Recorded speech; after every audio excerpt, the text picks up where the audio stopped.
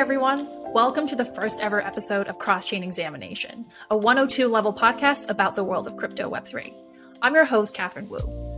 If you don't know me, I am a former almost lawyer who fell into the crypto world around 6 years ago, and I've been working full-time in the industry ever since. This is, by the way, where the origin of the podcast name comes from. So Cross-Chain Examination, which is the perfect nerdy combination of my legal and crypto career backgrounds. I wanted to make a podcast for listeners of really any background. So maybe you're newer in crypto and you want to learn more, or maybe like me, you've worked in the industry for a few years, but you still have questions because this is such a crazy industry where things move really fast. And I feel like I'm always learning. So think of this as a podcast where I get to have on people that I've either, respected or admired for a really long time in this industry, and use this platform as a way to ask them the questions that I personally always wanted answers to. Now, on to the first episode. So for this first discussion, I wanted to bring on the creators of one of my own personal favorite NFT projects, Crypto Coven. As the name suggests, it is indeed an NFT collection. It's made up of witches, and they're all beautifully designed. I'm really lucky to actually know some of the team members behind it, and I just think that they are doing such an amazing job of being perfect examples of people who are leading the NFT revolution. And so in this episode, we're going to talk about NFTs. We're going to talk about how the team thinks about fostering a sense of belonging in their community, and how NFTs go way beyond just JPEGs. So without further ado, let's get into it. Welcome to the show. This is the first ever episode of Cross-Chain Examination. And I'm so honored to have two of the High Witches, xuannu and Astrea from Crypto Coven with us today. So hello. Hello. I guess point of clarification, Astrea is one of our acolyte witches.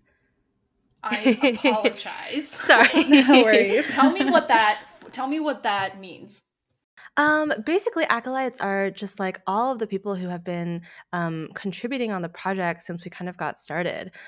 So we have like quite a few. Astrea is like absolutely killing it as our like coven cultivator. So a lot of stuff around like events and like community and like things like that.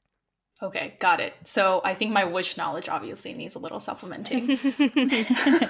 xuannu, obviously I know you in person, and I remember when you came to me and you're like, hey, I'm like thinking about getting more involved with the NFT world, and like I think I had saw some like rough drafts of the witches, and I was literally obsessed immediately.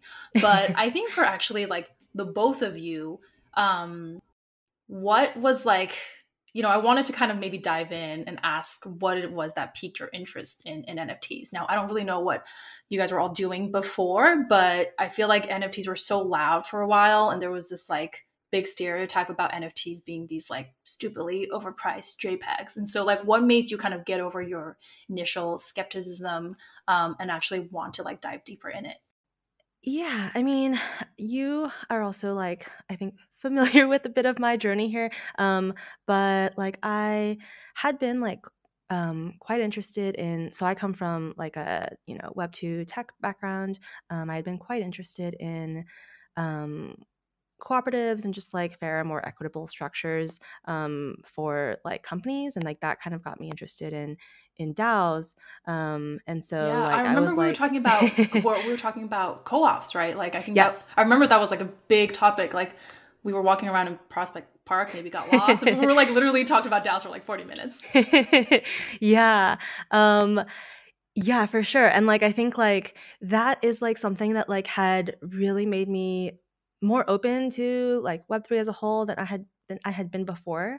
And then NFTs specifically were like kind of like a whole thing where I don't know, I guess like there were like a lot of people that I knew who like I respected a lot and like thought were really interesting, who had been like sort of like dabbling in it, involved in it. So I definitely also had that perspective in addition to sort of like the maybe more like mainstream like perception, which is like not great. And I was definitely like very sort of skeptical of it, and also like have a lot of like, even now I think like a lot of like open questions about like I don't know, yeah, like property and like ownership and like the value of these kinds of like concepts.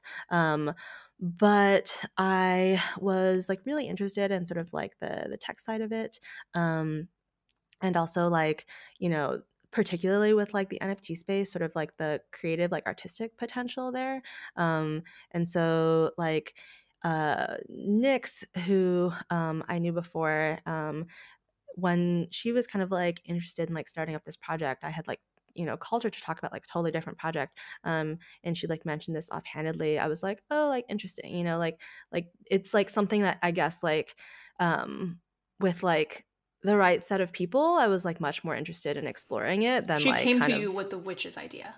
yeah, she was basically like, oh, like, because like I was like talking to her about like fandoms and stuff like that, which was like very much Yeah. like, yeah, like something that like I was interested in at the time. And she was like, oh yeah, like I've been like thinking about doing this like witch like sort of side project thing, like if you want to like get involved, like, you know, like planning to like start on that like the next month or two.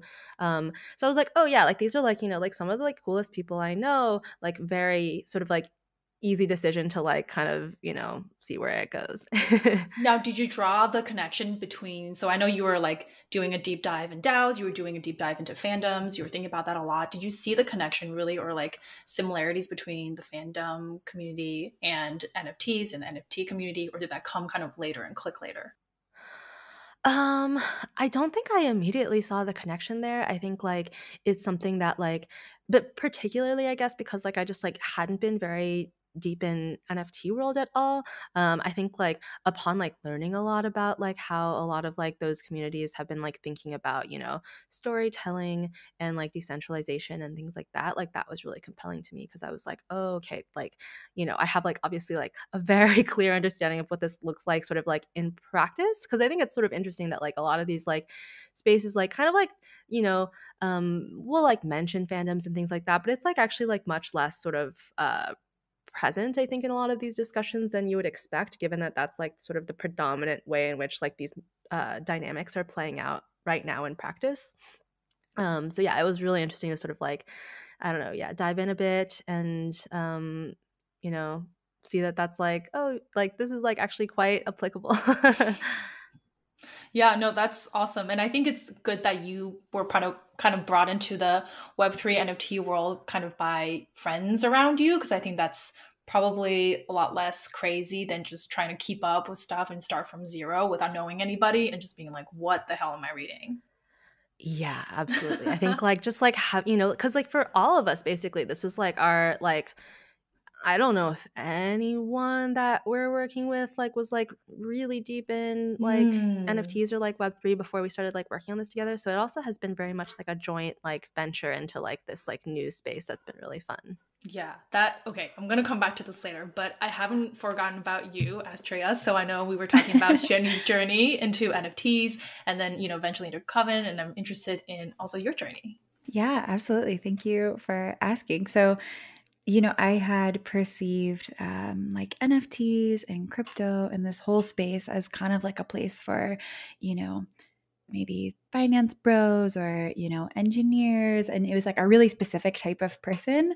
But it was probably last summer that I started lightly getting involved into like some crypto investing of my own and like doing a bit more research. And I just remember my my partner was asking me, he's like, oh, you've like taken this sudden interest. And I wasn't exactly sure why. I was just like, yeah, I was having a conversation at a party with a friend, and she was actually a designer and had started contracting for a bunch of crypto companies and projects that had spun up. And that was sort of the spark for me, where I was like, oh wait, it's more than just like it takes all kinds, right? Like the space had kind of reached this moment where it was expanding, and all different types of skill sets were needed.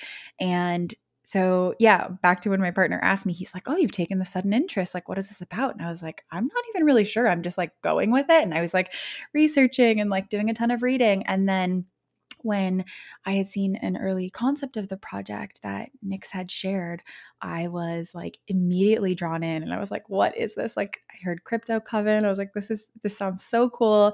And, soon after, the idea of like the Coven cultivator role was pitched to me, and I was just like, building out a fantastical corner of the internet sounds so much fun. And, like also this like sort of duty to carve out a space within it for like other femmes who are just into witchy stuff. And so, yeah, I think it was like those early combos with Nyx and the other four high witches that really expanded my thinking around what being in the NFT and like Web3 space could even look like. Yeah, no, Yeah, I Astrea is so like share. the OG witch. Yeah, no, I've seen your name literally, like I remember early on. So, it's really awesome. I think the vibes that you've, I don't know, vibes online, like just the vibes you've curated online, like I think that really separates the Coven project from a lot of the ones I think that came. I mean, look, I think every NFT project has its own vibe, has its own community, has its own, um, way of I don't know, just its own aesthetics. But I think when you said, when you saw Covens for the first time, so like when I first saw it, what I had known about the NFT world was, these little pixelated punks, which were like, little pixelated guys, and they were like, apes, and none of them I thought was particularly either made me feel like, oh, this is something that I could really get into or that I could really relate to, because NFT is both community, it is art, it is a lot of things, right? And I think the most powerful NFT projects probably elicit some kind of feeling in you, right? Whether it's nostalgia or it's something that you just really like, or it's just something that you think looks really pretty. And so I hadn't seen just like really beautifully designed witches, which is kind of very, I think as like a woman or as like a girl, I could really relate to it. And I just think it was really nicely, I don't know, it was just really, really gorgeous. And I think, just by the way, designer talent is probably pretty needed in crypto. So that's a good thing. It's true. Yeah. When you guys were launching, so let's rewind. So Crypto Coven kind of like went public a few months ago, like fall of 2021 or winter of 2021. And I really always appreciated how thoughtful the team seemed in building a really inclusive community. And so if we were going to rewind and just kind of talk about some of the consideration the team had, or even just like concrete steps you all took to launch or like build a community that felt really inclusive and was centered around, the artwork, bringing people in instead of just, the price and this is how much we can sell it for, which I felt like was a lot of the headlines at the time. Yeah, I mean, I'll jump right in and say, like, before I joined, like in the fall, the core team did such an excellent job of engaging everyone in like even the design process. So in our Discord, there's a role that some people have called like the witch manifester, and they are all witches who helped with like mood boarding concepts for like the assets and pieces that were like in the end incorporated into the set of witches.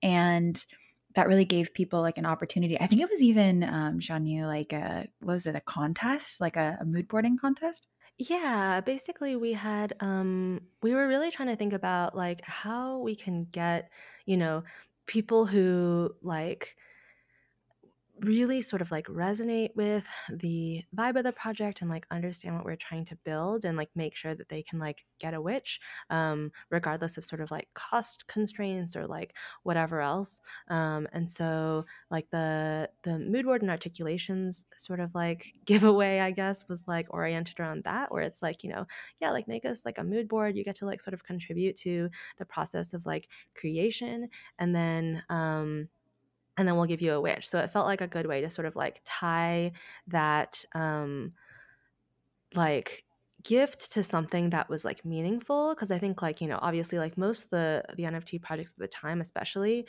were like really focused on like growth hacks. So it's like, oh, like we'll like give you like whatever, we'll like raffle off one of our NFTs if you like retweet, follow, like all of that kind of stuff. And I think like we drew like a very sort of like firm line around like we want these contributions to feel substantive, and we actually like care about like the witch is kind of like going to people who like get this and are like not going to be focused on like speculation and like flipping and like all of that.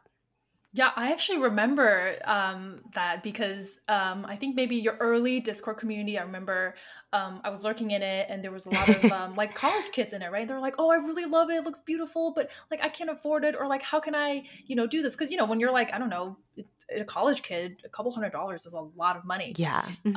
And so when that came out, I was like, oh my God, duh, like this makes so much sense. Like mood boards are just so intuitive. Like I think like I had a mood board, like, or just like a vision board or something, right? And like, I have even like friends' parents who are like Pinterest power users. And so that just intuitively made so much sense. And especially when you think about like, whether it's Pinterest or a mood board, like that's all curating vibes, right? And so like I was saying earlier, like the idea of curating vibes like among community is such like a like abstract concept to think about. But I don't know, I just thought that was like great. And I thought it was like such a nice inclusive way of like getting people involved, getting like their hands on a wish without being like, oh, you must spend hundreds of dollars like just to even get into the community.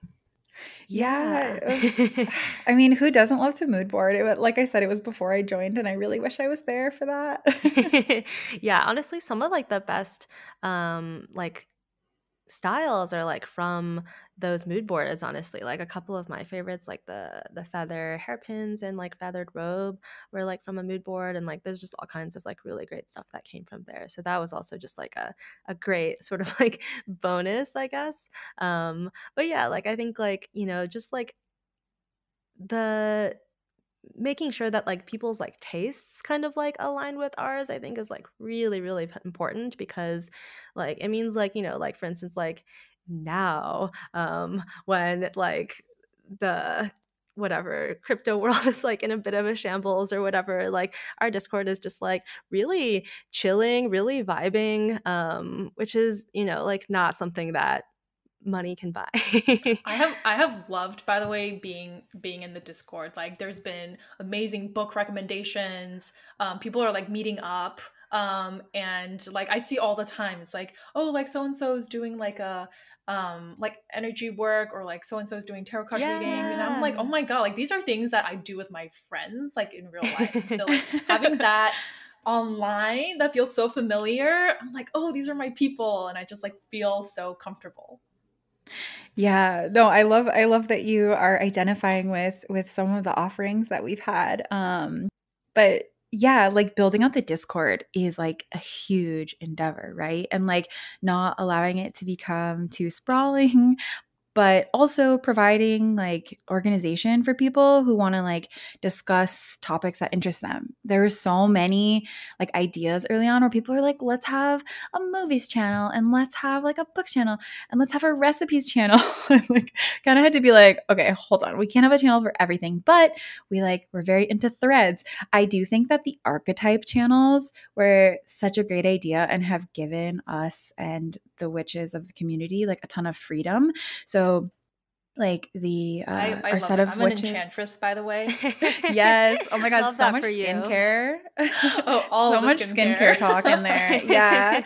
And like in the seer channel, everyone's talking about like tarot and birth charts, and like the hag channel is all about mushroom foraging and like knitting and stuff. It's just so fun. Oh my God, that's so funny. I guess I don't know what goes on the other channels. I'm just like talking about like skincare products, and people are sharing their outfits, and like that's amazing. I'm like, oh yeah, this is like totally like 100% like up my alley. Yeah. I think like one thing we really wanted was to like sort of like ground the Discord and like the project specifically, because I think like a lot of like NFT communities like try to do maybe like too much with their Discords, where yeah, it's like you have like a different channel for like everything. You have like 1 million channels. We still have a lot of channels, like honestly, like I might like prune a bit. But yeah, like just like trying to keep things like a little bit more focused, because I think like you want things to be like navigable. You want like to keep that sort of like common thread of like, why are we here? Like, what are the things we're interested in? And it's like for us, that is like, the project and like things that are related to the project. So it's like, that like can spiral out to like quite like mushroom foraging, for instance, is like maybe not like exactly related to the project, but it's like through the lens of like this like archetype and this like character that you can like play and like things like that, which is like, I think like a bit different from just like trying to sort of become like the whatever, like I don't know, new Facebook or new Twitter or like whatever. We're like we are like a like community for like Crypto Coven specifically, and I think like having some focus has been really good for us. Yeah, actually, I think this actually underscores something that is kind of the best outcome of what an NFT or owning an NFT can mean, like what an NFT community or owning an NFT can mean, which is it can go so much more beyond just you buying some like, digital JPEG that you really, really like. If the creators of that JPEG, for example, like actually puts thought into, what kind of user or like what kind of like NFT holder, I guess, like would I want to attract, and how do I want them all to relate to each other the way that you guys have done. And I still think you guys are such a great example of that. Like it really goes so much more beyond that, right? Which is like I have the witches because I just think they're gorgeous, but I've literally found like this whole community of people inside just like a chat room who share the same interests as I do, and like can go to when I'm bored. I'm like, oh, I wonder what like the other like witches are reading today or something. And I think that's like so powerful. Yeah, Astrea has also done like an incredible job of just like sort of, pulling up things from the community that like align really well and like kind of like showcasing them and spotlighting them, which I think has been like really valuable. Yeah, I noticed. I don't know when you when this was added, but and I got somehow looped into the like New York channel, and so like people were talking about meeting up, and like I'm like, oh my god, like not just witches globally, but like in my city, I can like I don't know, like I think that's great. Um, Actually, that's like a good because I was actually thinking about this. Like your Discord channel grew from like zero to I don't know. I checked earlier; it was like over 2,000 members, and at any given time, I think there's like 4 to 5,000 people who hold witches. And so, like, how have you actually thought about keeping the community engaged? Keeping people coming back to the Discord, checking the website since the beginning. So, like, how has it evolved from the beginning? How have your thoughts around community changed? Um, yeah, just start there. Since the beginning, like, had this idea of not token gating any of our Discord channels or any of the giveaways, or there's no conversations happening behind any closed doors in our community. And so really, like, anyone is allowed to come and hang out with us if they identify like with our ethos or if they like the project. And so I think that that has fueled a lot of what has made our community as vibrant as it is. It's like not only the people who are witch holders that are hanging out in the Discord, it's like people who are just generally into energy work or gardening or just anything related to like witchiness. I think that has done a lot for how vibrant our Discord, which, like you said earlier, is essentially a chat room, has ended up becoming. Yeah, I totally agree. I think like there is like some like tension with a lot of NFT projects, where you have like kind of like um holders, and then you have like, for instance, like for us, like we're like a decentralized world building experiment, and for us that means like it's really important to have people who can like create and like imagine in this world. It's like less important to like orient everything around people who can like buy into a community. And so like a lot of like the vibrance of like things people like art people have drawn, or like stories that people have written, or like whatever, have like come from people who don't own a witch at all, maybe can't afford a witch. And I think like keeping things like more open and like not kind of focusing on that exclusive nature makes it like much easier for people to sort of like come in and like see what we're about and like sort of be like drawn a bit into this like broader universe and this like broader like vision of like what the Weird Wilds, which is like what the name of our Crypto Coven world, like looks like and feels like. And I think like that's something that like you kind of have to see it and experience it a bit, I think, to sort of like have your interest piqued. And I think that's like really powerful. It's like, I don't know, like for a lot of communities that are like totally token gated, it's kind of like, I don't know what it's like in there, so it's like hard for me to feel like much like, oh yeah, like I really want to be like in this like token gated community or whatever. And like I have like no sort of like visibility into it.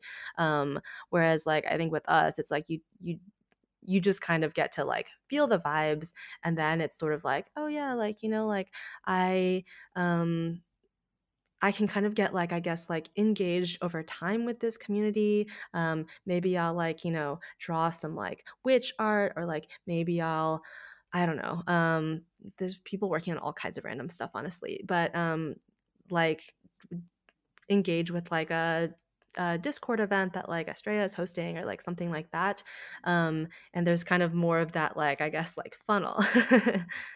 Yeah, and so just for our listeners who might not know what token gated mean, it just means like you can't access, like, for example, a chat room or like a Discord if you don't own the token, or like if you don't own the NFT. So I actually didn't realize that that you guys had it like just open, and I think that's awesome. And a lot of that actually reminds me.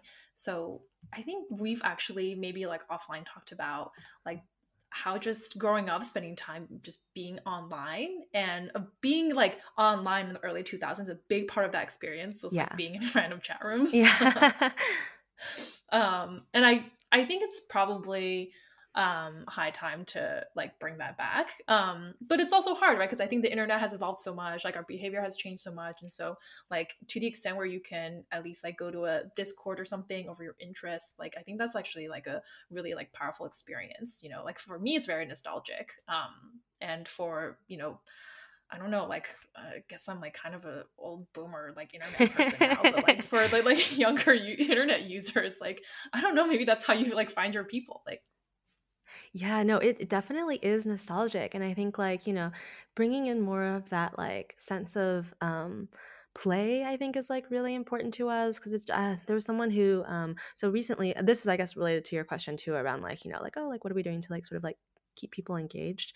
Like the past month or so, we've been doing sort of like what we're calling like chapter 1 of the Weird Wilds. And the first sort of part of that was like a tree, which is like now on our homepage, and it's like called the Tree of Echoes.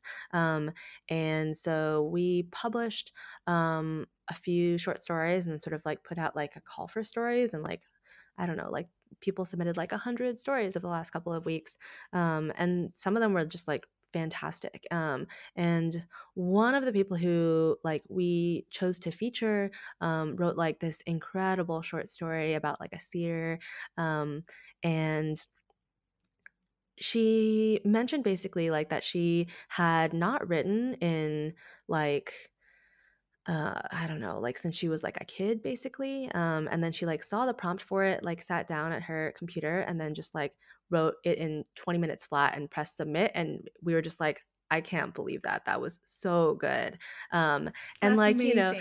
yeah. And like there just like when you're like an adult with like a job and like all of those things, like it just becomes like a lot rarer to have like those kinds of opportunities for like, like being creative and like sort of like small ways, like being able to like express yourself in those kinds of ways, and like having something that like you can like sort of like a foundation that you can sort of like build off of and like riff off of. So I think like that's also been something that like we've been interested in sort of like unlocking a bit for people. Yeah, I mean, also the whole just like crypto coven world is so fantastical, and it's such an awesome like escape. And I don't just mean the chat room, right? I mean, like you go to your website, you take these quizzes, you find out if you're like, what kind of archetype like you are of a witch is, and like all of that just leads you, right? Even the little prompts, it's like, it's very, yeah, it's just a great way to just escape. And yeah, I guess like I don't know, like a boring adult like me with a boring job, no, my job's not boring, but with like a desk job, like yeah, I don't know, it's just, yeah, bringing the fun back online.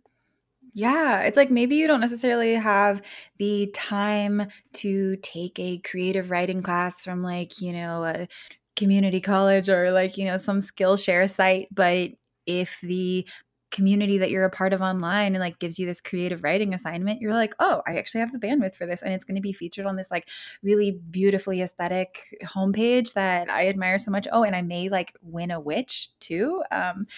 So yeah, it's like providing opportunities like that, like xuannu said, for like play and creativity, really gives people the opportunity to engage like as much or as little as they have time for or would like to. Yeah, I think we're also experimenting with a lot of stuff that, like, I don't know, I haven't really seen from like any other projects. Like Astrea right now is like working with another one of our acolytes, Marzana, who was originally like our sort of like witchcraft researcher, but is also just like a really talented writer. And they're just working on like this series of like writing workshops. So it's sort of like, like we do care quite a lot about like lore and world building and stuff, and like are also like trying to sort of like create this like base that people can build on, and also like give them kind of the I don't know, opportunity to like hone their skills around it and things like that, which I think is like very fun and cool.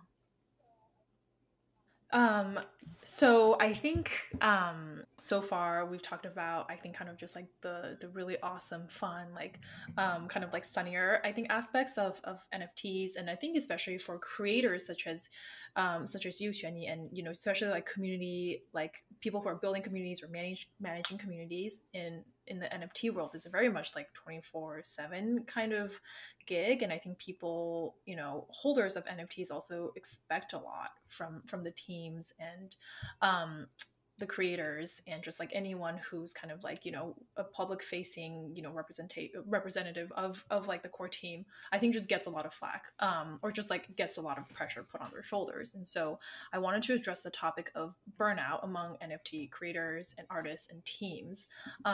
So maybe number one, let's start with, what are some of the things you do to help with burnout, or like when you feel that pressure to both keep the creativity and excitement, but also just like, put your mental health first? This is very much like a work in progress for me. Like, yeah, I don't know. I think like I've been trying to figure out like better ways to, create like a bit more like work-life balance. I think like also like right now, like I'm the only one who's kind of like working on the project full time. So I'm also like a Capricorn. I don't know. I like put a lot of pressure on myself related to this. But like I think part of it has just been like trying to sort of like carve out time to like be like actually offline. I don't know, I take a lot of baths, and like I'm just like no phone and laptop Baths in the are the bath. best. Yeah. Really though, it's like one of the like few times where I like try to be like relatively strict with myself about like not bringing in like technology. And I mean, I still bring in like my Kindle or whatever, but like Yeah. offline. Yeah. I don't know if I'm like allowed to say this on air, but my partner and I call baths like nature's Xanax, because he just feels so zen after. Yeah, and I don't know, so it's like a lot of like things like that where it's like trying to like force myself to like be a bit more intentional, taking time to like read like actual books also more generally, because it like slows down like my mind a bit, like compared to like Discord, Twitter, like whatever, where it can feel like very very like noisy, and like overwhelming at times.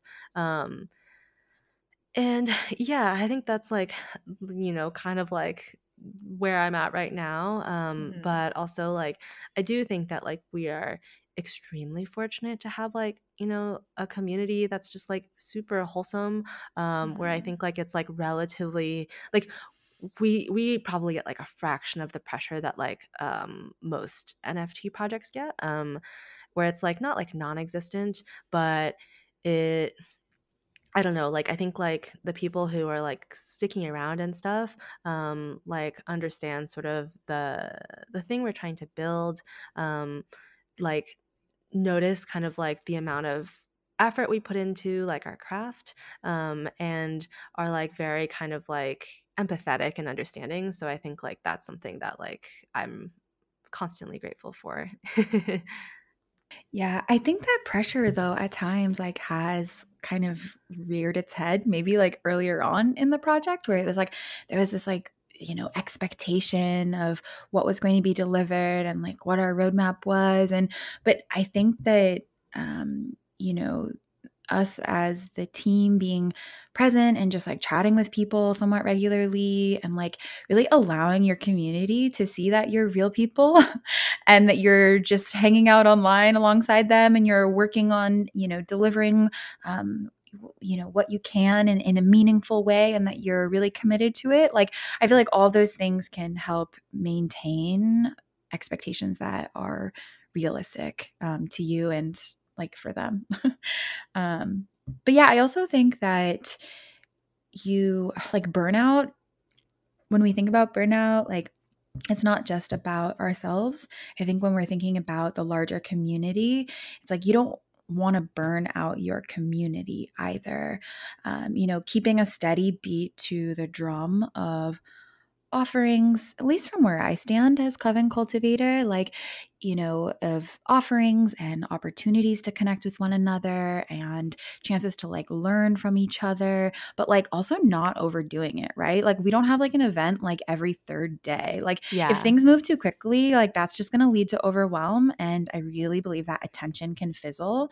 And so, just having it feel realistic. It's like when you hang out with your friends, like if you hang out with them like every other day, you're going to be like, okay, like let's like get some me time in. Like, like hang out like once a week. Like then it's like it keeps your relationship Yeah. like fulfilling and, healthy. Yeah.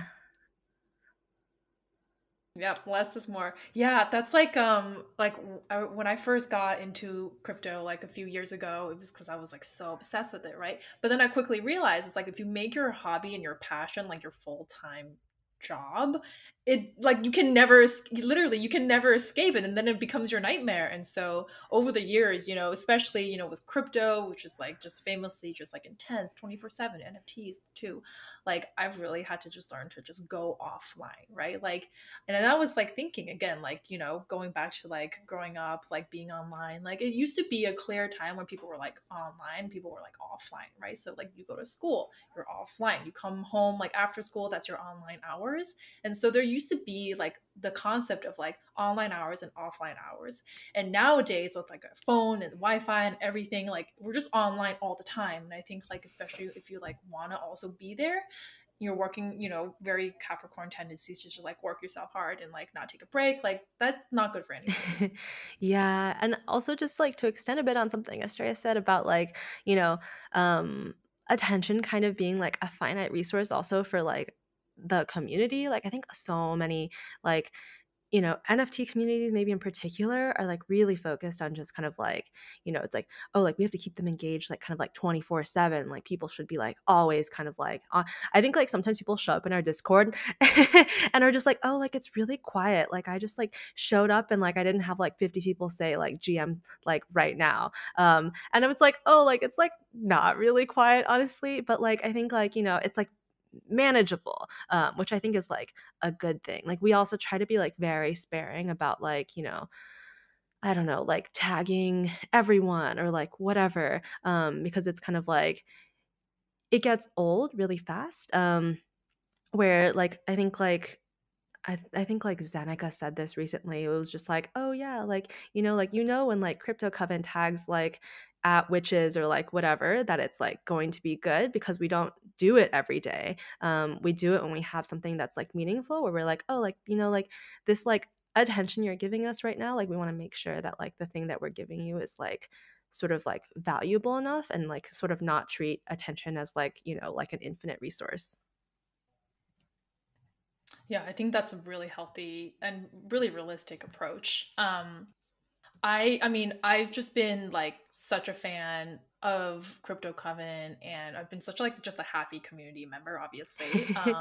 And so, any listeners out there who want to check it out, it's cryptocoven.xyz. That's the website, which I think probably links to the Discord. But it's just like I think on the site you can like lose hours in it. So I think maybe let's end on one last question. What's next for Crypto Coven? Is there anything cool you're working on that you're allowed to share? Yeah, tell me. Okay, we will be sharing more about this very soon. But basically, we're working on a next project right now, which is sort of like the actual main part of like chapter 1 of the Weird Wilds.